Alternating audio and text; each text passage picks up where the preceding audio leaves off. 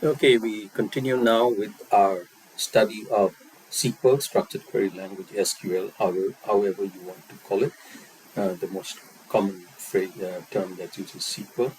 So we are studying that particular language, and the discussion that we've had so far is that it is a language that we use to communicate with the database management system, to give it commands to manage the database. And there are two broad aspects of the managing the database. One is creating that structure, and the second is manipulating that structure. And in the last lesson, so let me just summarize where we are. So in the last lesson, we had said that SQL as a language has two sort of segments to it, two pieces to it. One is the data definition language, that is the part of SQL that allows you to create this structure.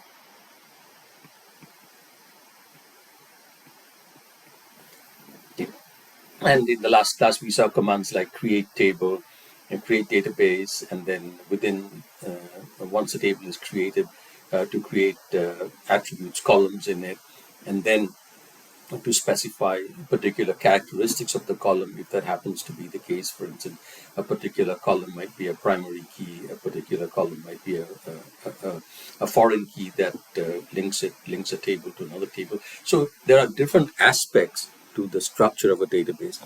In order to specify the structure of the database, there are various pieces that have to be specified, and the DDL was the language that was used to provide that specification to the DBMS, which then actually goes into the physical storage and creates that structure. So now that we are done creating that structure, usually you create that structure only once. Okay? Once in a while you might modify that structure. That also, we saw the commands for doing that in the last lecture, things like altering the structure of a table and so forth. But those alterations are relatively infrequent. So the first initial large activity is creating the structure of the database. And then we get on with manipulating the database. So that's where the data manipulation language comes in, and the next few classes will be devoted to the data manipulation language. So let's look at our, we use this sample database, a relational database, to motivate and initiate our discussion of DDL. Okay. So just to summarize, to take stock of where we are, this relational database has been created using the DDL, this structure. So these table 1, 2, 3, 4, 5 tables would have been created. The commands, the DDL commands, would specify the attributes, the columns for each of these tables, whether the columns are numeric, whether they are currency, whether they are dates, etc., etc. It would also specify which column is a primary key. For instance, customer code is a primary key in this table. A vendor code is a primary key in this table. Product code is a primary key for the product table. Invoice number is a primary key for the invoice table. And we have a composite key for the line table, which is the combination of invoice number and line number. So those are part of the DDL that would create this structure. Then there are foreign keys. For instance, customer code in this table connects the table invoice to the customer table. Okay, invoice number in the table line connects line to the invoice table. Okay, the product code in the line table, this particular column attribute, connects the line table to the product table. And if I look at the product table and I look at the vendor code column, this is what connects the product table back to the vendor table. So the relations are connected with one another, and all these different aspects of the structure have been created, generated, specified using this DDL, the data definition language. That's what you saw last week, or in the last lesson. So now, starting today and for the next few lessons, we'll look at how to manipulate the database. So once it's been created, okay, what are some of the things that are done in terms of manipulating? When we say DML, data manipulation language, what does this M consist of? Manipulate. So with a relational database, let me get the cursor. Okay, let me get the laser pointer here. So in terms of M, the manipulation, for a relational database, the bulk of manipulation operation is just retrieving information from the database. So in terms of activities that go on with the data inside the database, bulk of the time, most of the time, you are extracting information from the database without changing anything. Okay, so it's retrieval. Okay, and that's probably one of the reasons the language is the state SQL, structured query language. Most of the time you're querying. Okay, so the bulk of our so most of our classes from the next few classes will be devoted to the querying, the retrieval part of DML. But for starters, there are also certain other things, other operations associated with manipulation of the database that involve changing the database. So that's what we will begin with, because that's a more infrequent activity. Okay, so for today's class, the type of DML, the aspects, the commands in data manipulation language, the DML commands that we will be focusing on are commands for inserting content, for updating content, and for deleting content. Okay. So before we get into the nitty-gritties of the syntax of the commands and so forth, like we did in the last class, just take see a few examples of what insert, update, and delete might look like. For instance, this particular organization that is selling products, okay, it might want to add a new product to its inventory. So it has a list of, I don't know how many products there are here, a certain number of products, and this store is starting to wants to stock a new product. So it would want to add a new record to the products relation. So that's a type of insertion that might happen. Okay. Similarly, if this organization starts contracting with a new vendor to supply product, it might want to insert a new vendor. So the insertion operation consists of adding a record to a table. Okay. So a customer might buy something new, have a new invoice. So you might want to add a record to the invoice table. So these are all examples of insertion operations. We'll see what the grammar looks like. We will see what the syntax looks like shortly. But I just wanted to give you an example with this relational database, what an insertion might look like. So you are an end user, you're sitting at the screen. So you would be sitting somewhere over here, and you would see a nice graphical interface, and you would say just add a new product to my inventory. And behind the scenes, some kind of SQL data manipulation language operation would go on that would add a new product to the product table. Okay, so that's an example of an insertion operation. So that's insert. Now let's see what an update operation might involve. When might you want to update something? Okay, so let's say we have this saw. This third product is a power saw blade, and let's say we want to jack up its price. So right now it's $17.49. I want to change the price to $19. So the store says, okay, this product is selling very well. Let me increase its price a little bit. So changing the price of this power saw blade from $17.49 to $19, that would be an example of an update. And you can think of lots of examples of updates that might need to be done to various kinds of databases. In an airline reservation database, if the price of a particular seat changes, then that would be an example of an update. So update essentially involves changing the contents of a table. Okay. So something exists already in the table, and we want to change a value. Now, updates can, if you just think about it, updates can happen to a single record, okay, or they can happen to multiple records at the same time. For instance, there are multiple saw blades over here. This second product is a saw blade. This is another saw blade. One is a 7.5-inch saw blade. Another one is a 9-inch power blade. Suppose I wanted to increase the price of all power blades by 5%. That would be an example of an update, but it would be an example of an update that affects multiple rows in the table at the same time. Okay, so updates are changes to the content of a database. So I just gave you a couple of examples of what those changes might be. Here's another one. If a vendor changes their phone number, you could go in and then you would need to go in and change these two columns here. That would be an example of an update. So basically, for an update, some information already exists and you're modifying it, modifying the content. Okay, so notice that an update that we are discussing here is different from alter table that we discussed in the last lecture. The alter command changes the structure of a database. The update command changes the content of an existing database. Okay? So insertion is adding new content that doesn't exist. Update is changing content that currently exists. Okay.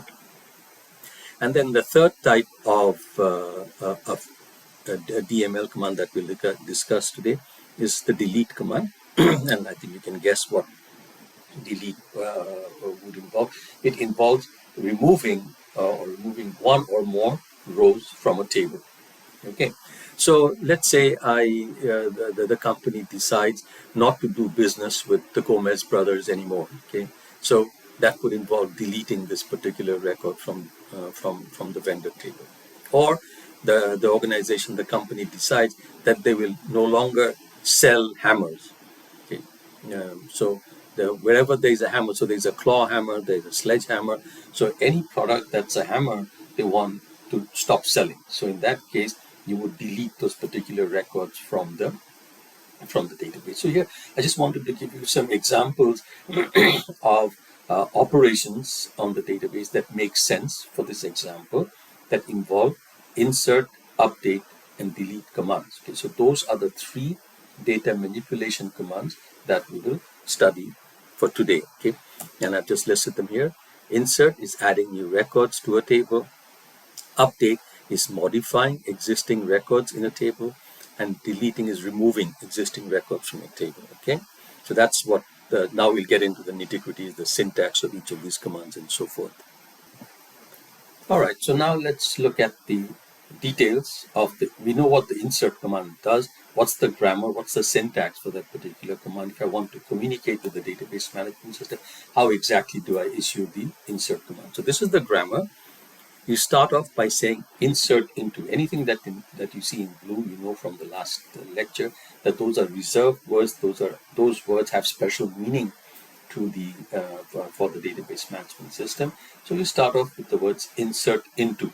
That tells the DBMS that you're trying to add content to the database, add one or more records to the database. Okay.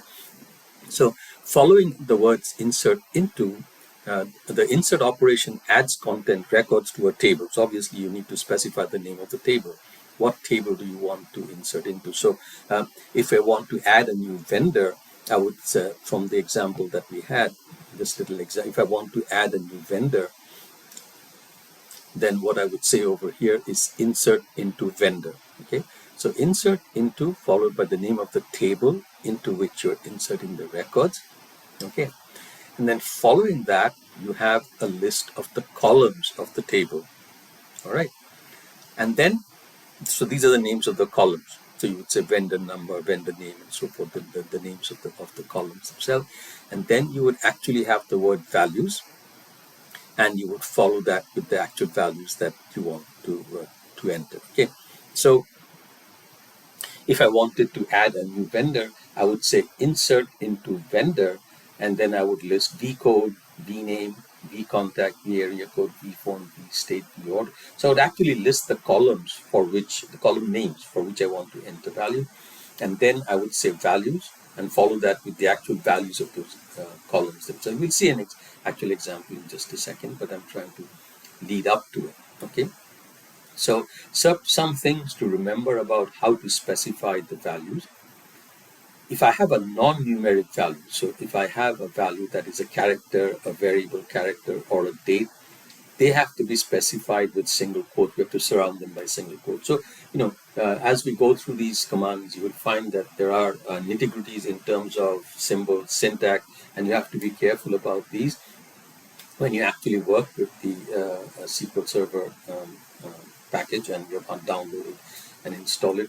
You will find that it is very sensitive to these little things, that if you forget to specify the quote surrounding the values, if it's a character value, then the database management system will complain. Okay, so any non-numeric value So whether it's a character, variable, character, or date, it has to be surrounded by single quote. Numeric values like integers, real values, currencies, and so forth don't have any quotes around them. And if there are any null values, all right, if there are any null values, you simply specify them without single quotes. You just say null, you just say the word null, but you don't surround the word null with quotes because null has a special meaning. The word null has a special meaning to the database. So coming back to the example over here, suppose I want to add a new vendor. I know the name of the vendor. I know the contact person for the new vendor, but I don't have the phone number yet. Maybe I'll get it in a couple of days, okay? I don't have the phone number. Then when I enter the new record, I would specify null and null for the vendor's area code and the vendor phone because I don't know the area code and the phone number. The other values like the vendor name, the vendor contact number, the state, and the vendor order, I would put values in for them. Okay, but if I don't know the value for a particular column, I would specify it as null. So coming back to the syntax, I have insert into, specify the name of the table into which you're inserting the records, specify the name of the columns for which you're providing the value. Then you have the word values itself, the reserved word values, and then you have the values for each of the columns, and the sequence must match as well. Let's see an example in a little bit. So now let's look at this particular example. I have a table entity called student, and the attributes for or the columns for that particular table are G number, last name, first name, date enrolled, date of birth, and current student. And the primary key for this table is G number. Okay, and I want to insert a new student into the database. So let's see. Let me pick up a pen over here. So if I draw it horizontally, I have this table called student.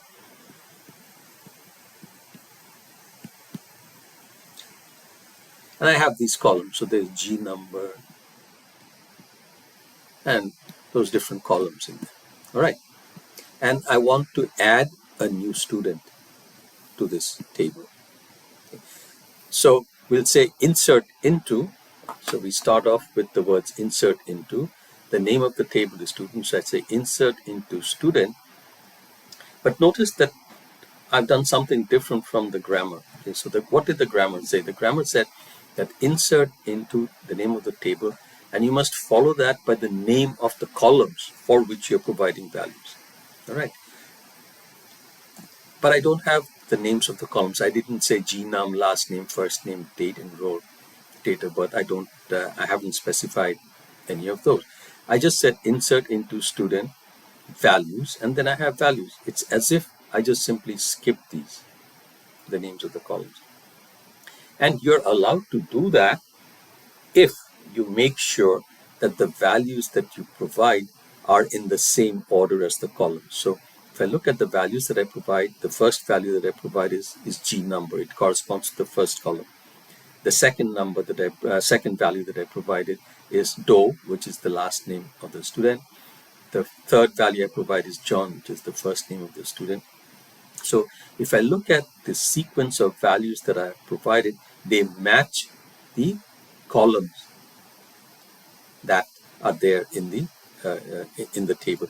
In that case, I don't have to specify the names of the columns. So I don't need to say insert into student, GNUM, last name, first name, date, and so forth.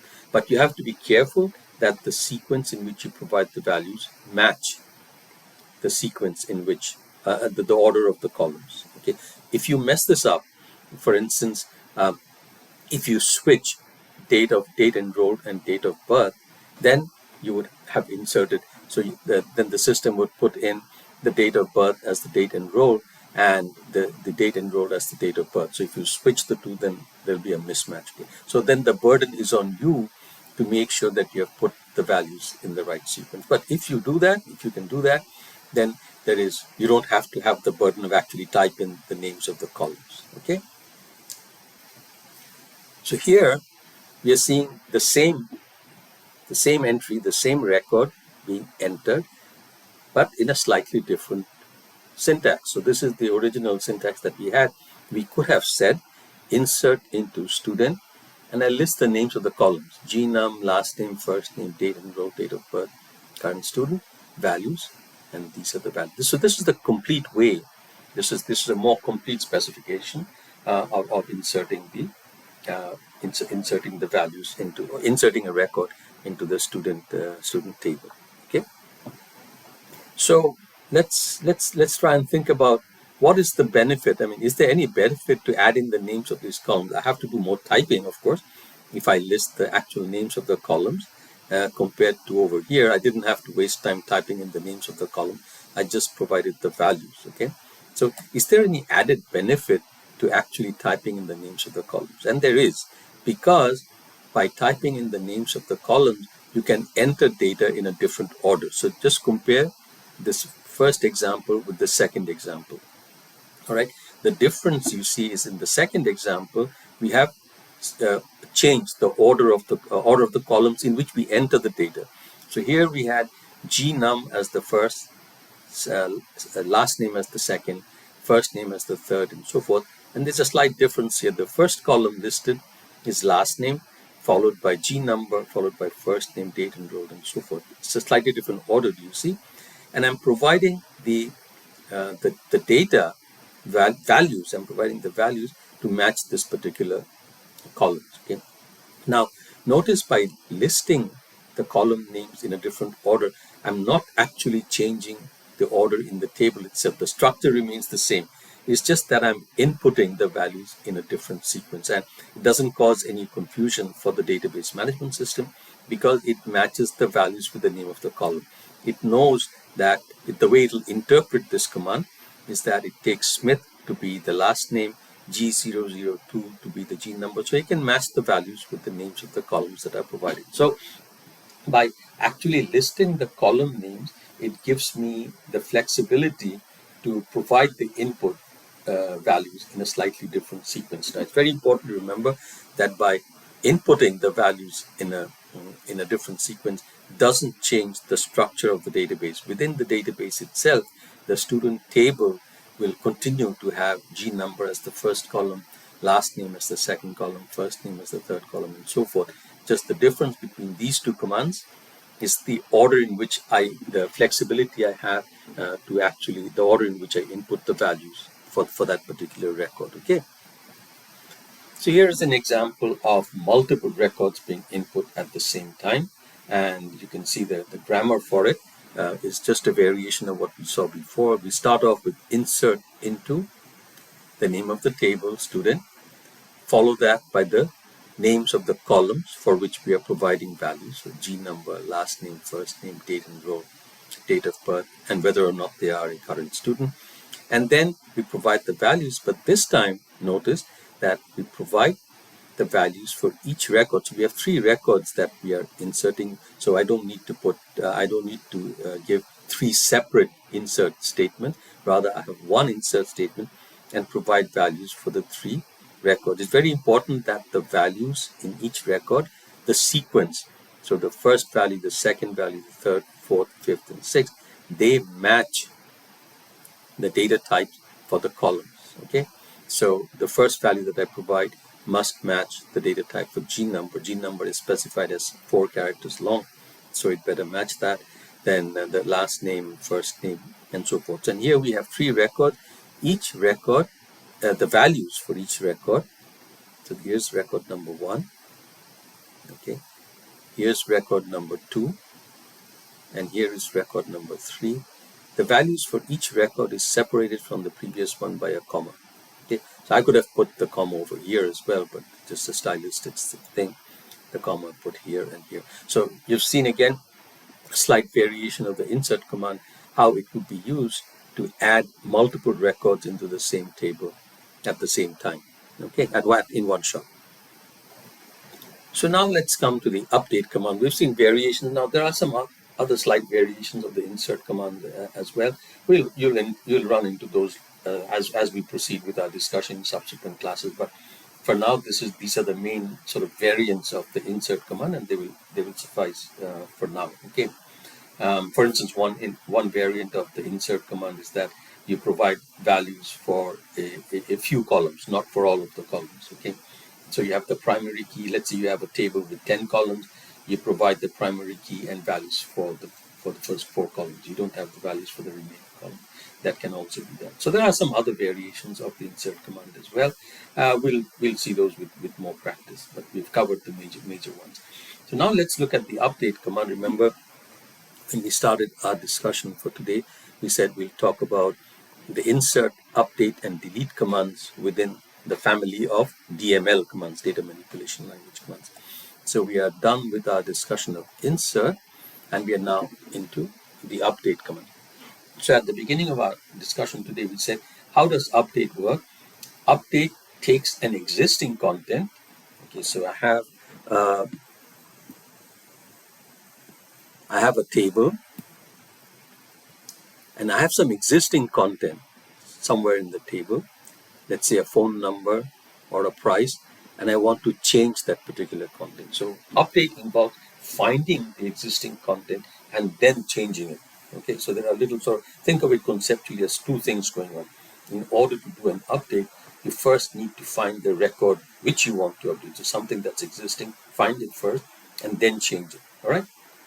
So when you look at the grammar that you see before you here, that grammar will make sense. Okay. So the update command starts with the word update. Okay. And then you follow that with the name of the table. You're changing the values in the table, so update table. And then you say set. That's the actual reserved word set. You follow set by the actual change that you want to make, right? So the first column, what do you want to change it to? The second column, what do you want to change it to? The third column, what do you want to change it to? Obviously, you don't need to change the values of all the columns. Maybe you want to change the value of one column. Maybe you want to change the values of 2 columns. So the number of columns that you list is optional, but the set clause, these are called the clauses. The set clause is followed by the change that you want to make, right?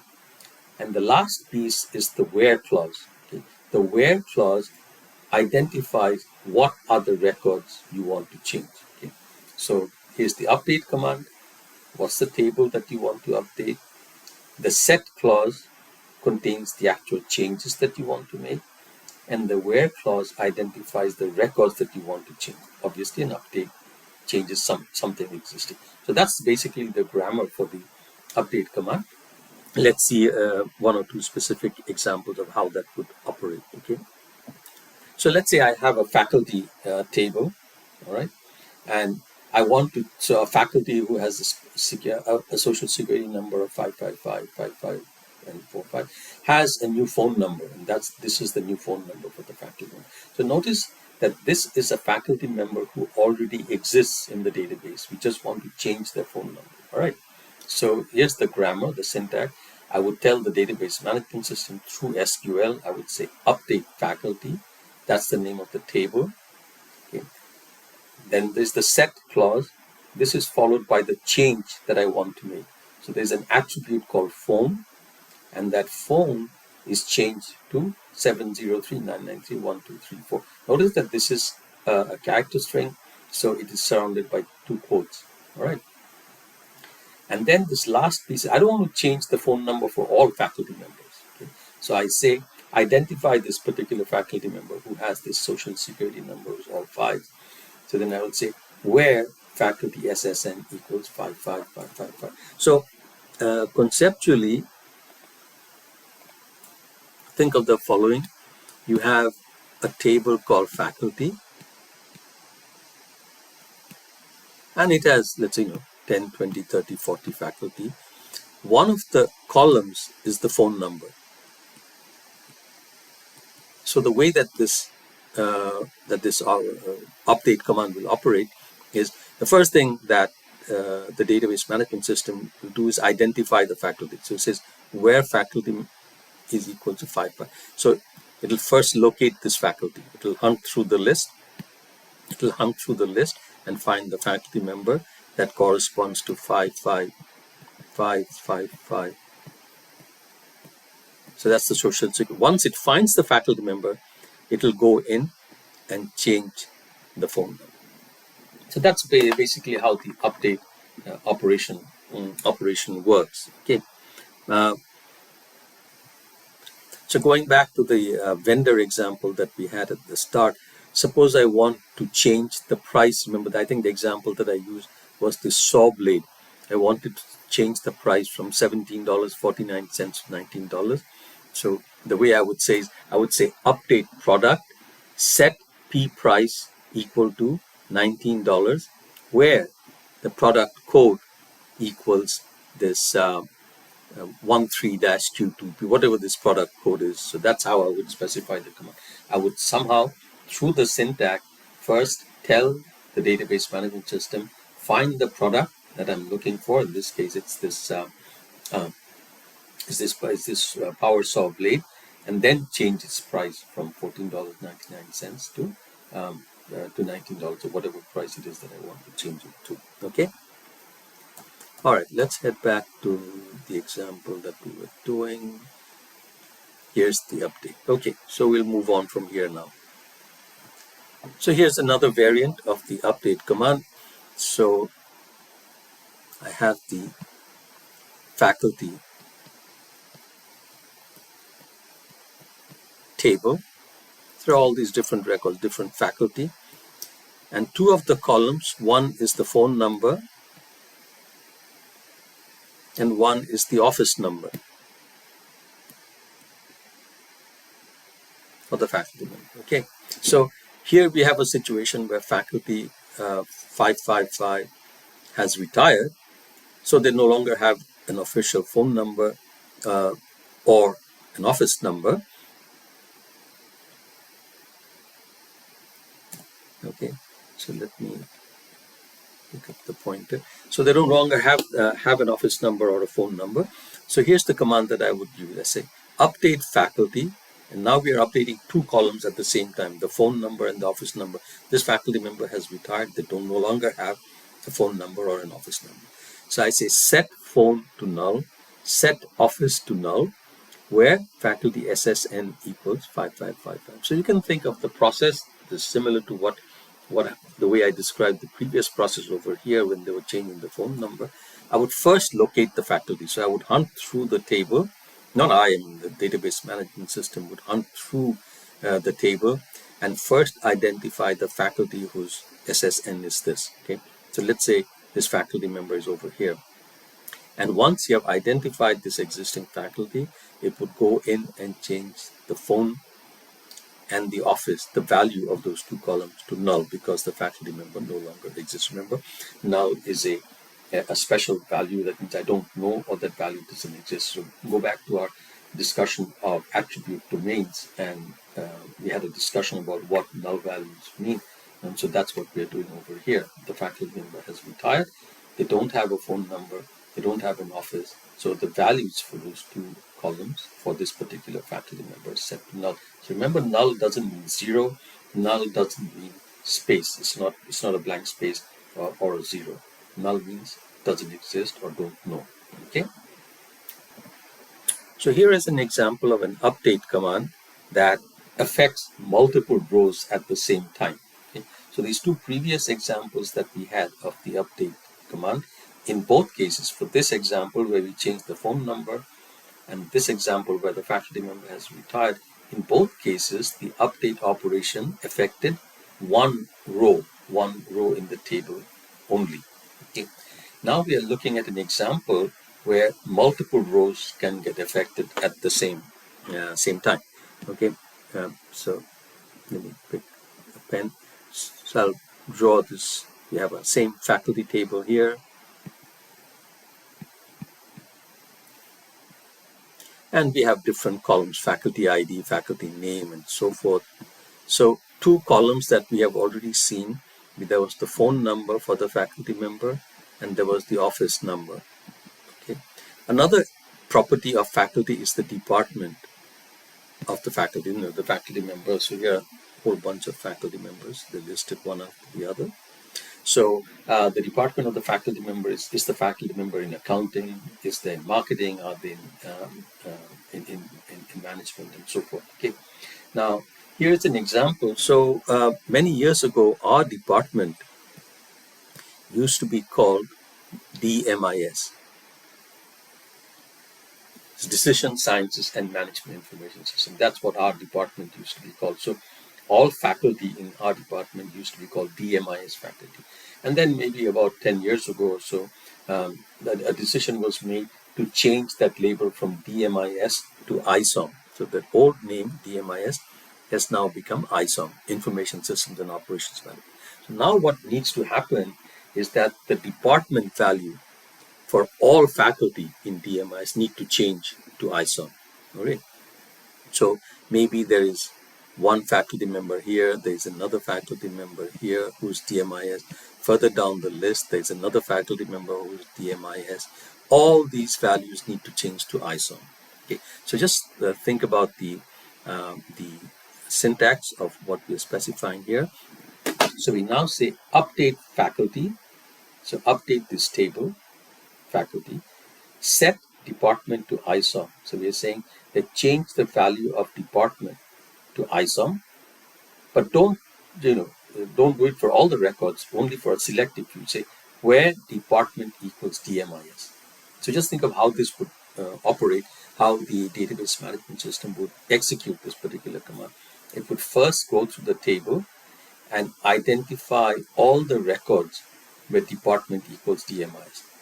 So this last step would identify all these three faculty members. I'm just using three as an example. Let's say there are three professors in the DMIS department. So it would identify these three records, and then for each one of those three records, the department value would be changed to ISOM. So this is an update command that affects multiple records at the same time. And this is the kind of command you would use. Let's say you want to change the, for our retail database example over here,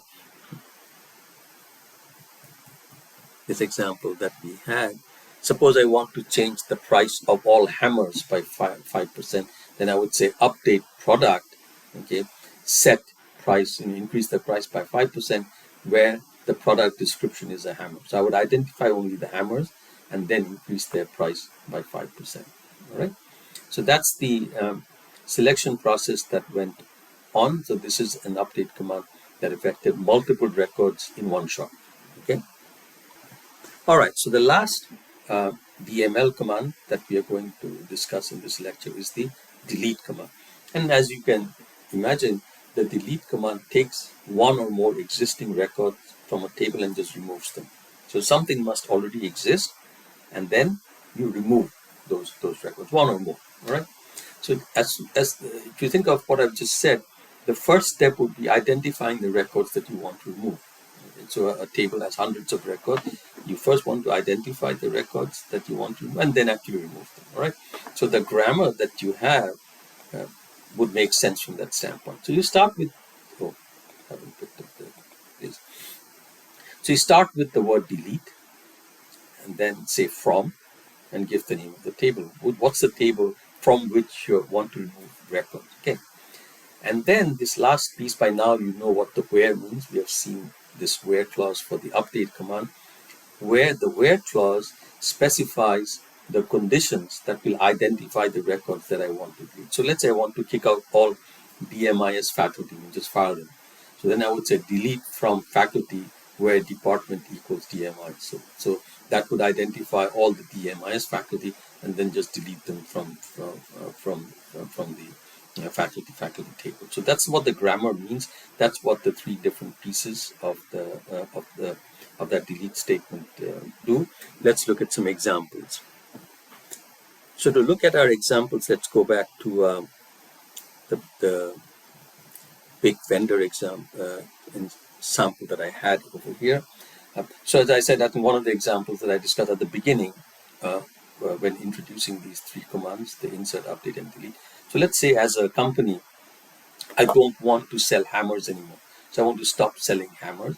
So here are the two products that are hammers.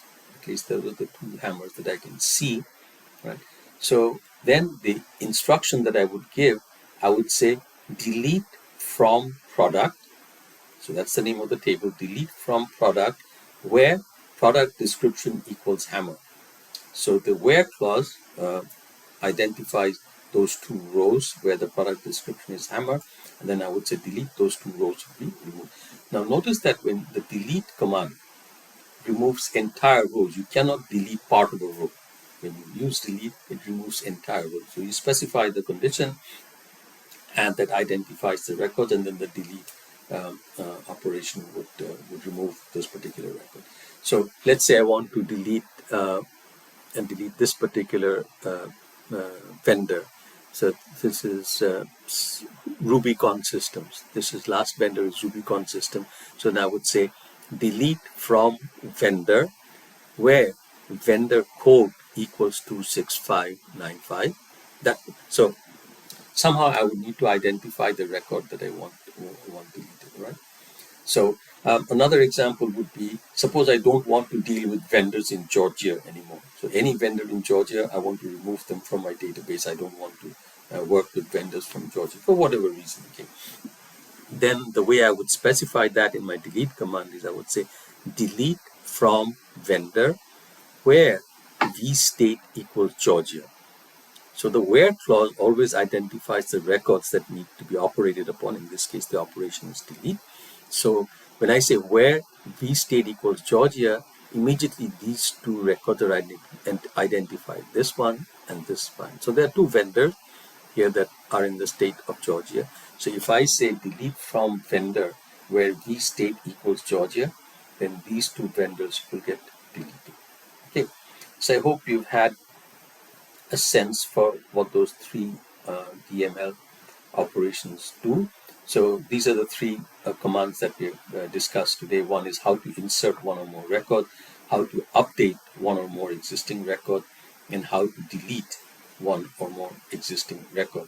And for both the update and the delete commands, remember they work on existing content. So there will be a where clause at the end. If there isn't a where clause for either the update command or the delete command, it simply means that if that command applies to the entire table, all the records in the table. Okay. If your update or delete applies to only a few records in the table, then there will always be a where clause in the update statement. There will be a where clause in the delete statement. Okay. So that wraps up our discussion of the first three DML commands.